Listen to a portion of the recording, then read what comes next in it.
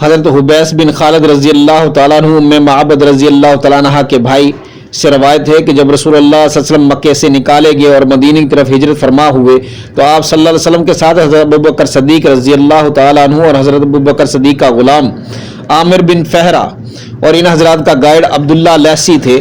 جب یہ لوگ ام معبد کے خیمے کے پاس سے گزرے تو ام معبد رضی اللہ تعالیٰ عنہ نے اس سے پوچھا کیا اس کے پاس گوشت اور کھجوریں ہیں تاکہ وہ اس سے خرید سکے، لیکن ان لوگوں کو ام معبد رضی اللہ تعالیٰ عنہ سے کوئی چیز نہ ملی۔ ویسے بھی یہ لوگ غریب اور قحط زدہ تھے۔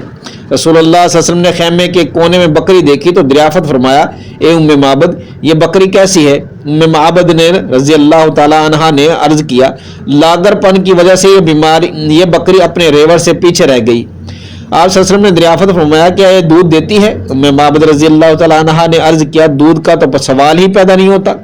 آپ صلی اللہ علیہ وسلم نے ارشاد فرمایا، کیا تو مجھے اس کا دودھ دھونے کی اجازت دیتی ہو؟ ام معبد رضی اللہ تعالیٰ نے عرض کیا، میرے ماں باپ آپ پر قربان، اگر آپ کو دودھ نظر آتا ہے تو بسم اللہ فرمائیے۔ رسول اللہ صلی اللہ علیہ وسلم نے بکری منگوائی، اس کے تھنوں پر ہاتھ پھیرا اور بسم اللہ پڑھ کر اس کے لیے دعا فرمائی۔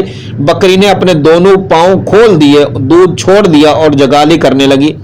پھر آپ صلی اللہ علیہ وسلم نے سارے گھر والوں کو کفالت کرنے والا برتن طلب فرمایا اور اس میں اتنا دھویا کہ اس کے اوپر تک جھاگ آ گئی۔ پھر آپ صلی اللہ علیہ وسلم نے ام معبد رضی اللہ تعالی عنہ کو دودھ پلایا حتیٰ کہ وہ بھی سیر ہو گئی۔ پھر آپ صلی اللہ علیہ وسلم نے اپنے ساتھیوں کو پلایا حتیٰ کہ وہ بھی سیر ہو گئے۔ آخر میں آپ صلی اللہ علیہ وسلم نے دودھ نوش فرمایا۔ پھر آپ صلی اللہ علیہ وسلم نے دوبارہ اسی برتن میں دودھ دھونا شروع کیا حتیٰ کہ وہ برتن بھر گیا اور ام معبد رضی اللہ تعالیٰ عنہ کے حوالے کر دیا۔